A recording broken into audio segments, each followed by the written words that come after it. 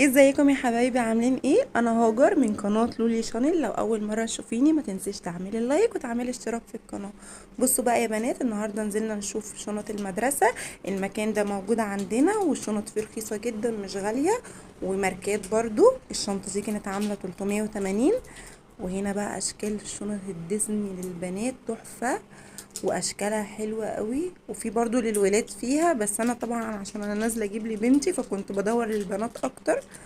فاللي هي الثلاث قطع دي كانت عاملة 380. اللي هي قطعة واحدة عاملة 280، وفي 320 برضو على حسب.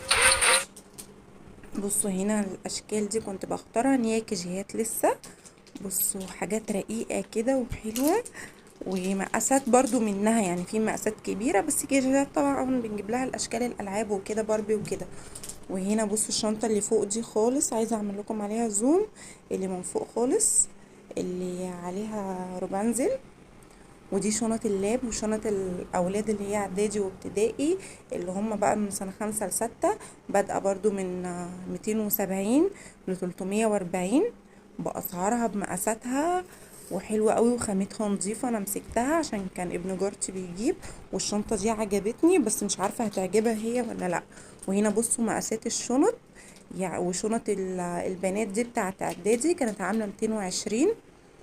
اسعارها حلوه قوي واشكالها حلوه، وفي اشكال وفي موديلات طبعا، كل ما هتروح كل ما هتلاقوا.